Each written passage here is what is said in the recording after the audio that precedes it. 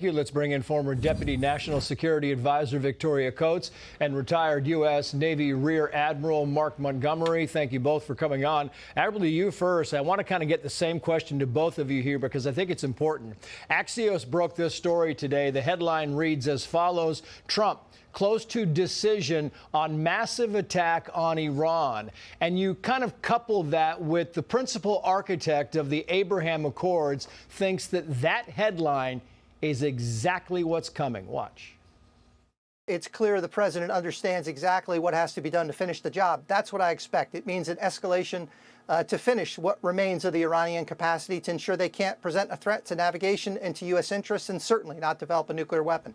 The question to you first, Admiral, is how exactly do you finish what remains of the Iranian capacity?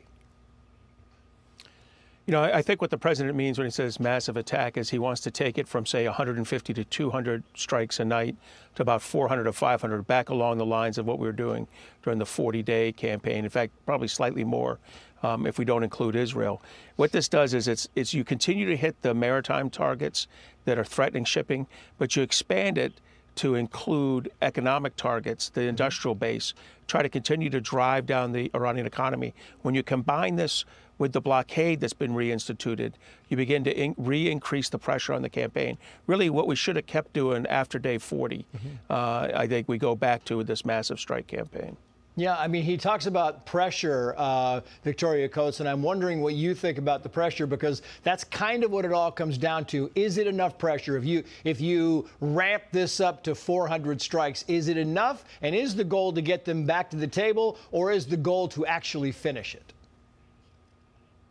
Well, I defer to the Admiral on the military side. I think he's absolutely correct on what the ramping up will mean.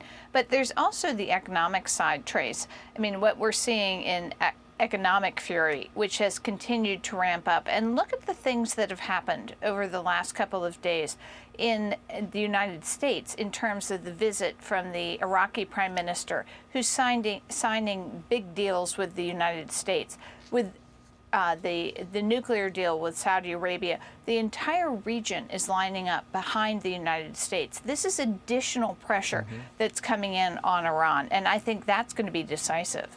Yeah, I think it really is. I mean, we just talked about the architect of the Abraham Accords, and you look at that and you think, well, you know, what are the odds of Israel becoming a closer ally to some of these Arabian countries than Iran? Could change the entire scope of the Middle East. Marco Rubio, Admiral, says that the bravado of Iran will soon fade. Watch.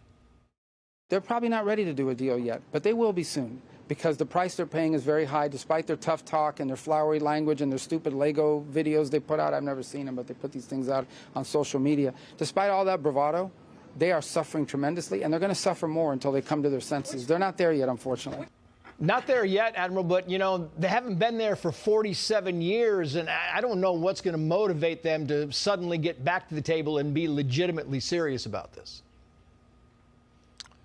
Well, I think, you know, we've spent the last 2 months analyzing what our strikes hit properly, what they didn't in their industrial base. So we're going to go back. I mean, they haven't had in their 47 years 40 days of strikes plus some unnamed number here coming up of strikes on their industrial base. This will pressurize their economy. When you combine it with the loss of the $15 to $20 billion a month of fossil fuel sales overseas by our blockade, I think that's how you do it. You create the conditions where the IRGC no longer has the money they need to lubricate their rule in their economy. They're an authoritarian state. They need money to keep people happy.